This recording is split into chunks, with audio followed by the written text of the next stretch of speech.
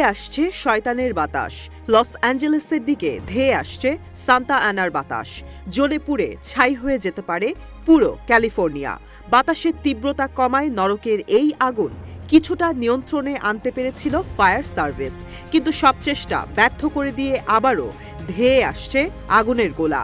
সোমবারই বলা হয়েছে মঙ্গলবার থেকে আবারও জ্বলতে পারে লস অ্যাঞ্জেলেস আর ভেঞ্চুরা কাউন্টির পাদদেশ আর পর্বতগুলো।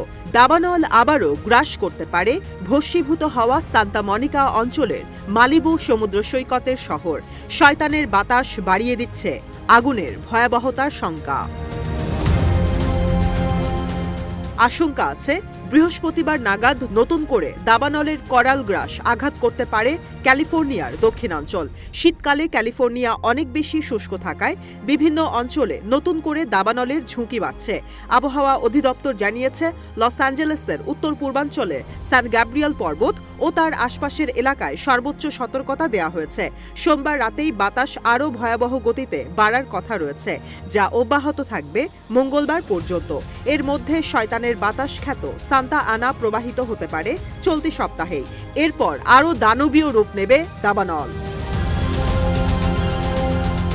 অঙ্গরাজ্য কর্তৃপক্ষ বলছে দক্ষিণ ক্যালিফোর্নিয়ায় প্রস্তুত রয়েছে শতাধিক অগ্নি নির্বাপন গাড়ি আর বিমান। প্রস্তুত প্রায় ৮০০ দমকল কর্মী।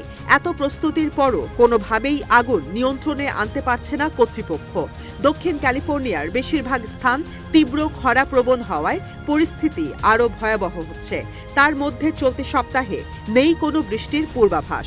লাল সতর্কতা জারি করেছে লস অ্যাঞ্জেলেস আর ভেঞ্চুরা কাউন্টির অধিকাংশ স্থানে।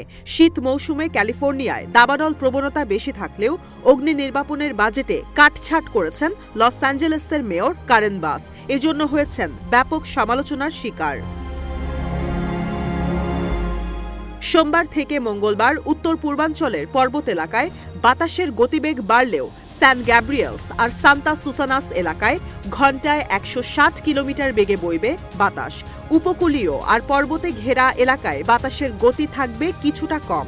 এবারের শীত মৌসুমে বৃষ্টিপাতের অভাব আর খরার কারণে ভয়াবহ দাবানলের কবলে পড়েছে ক্যালিফোর্নিয়ার দক্ষিণাঞ্চল।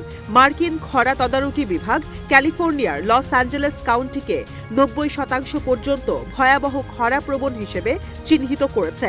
সামনের বছরগুলোতে শয়তানের বাতাস বেড়ে আরও বাড়তে পারে দাবানল।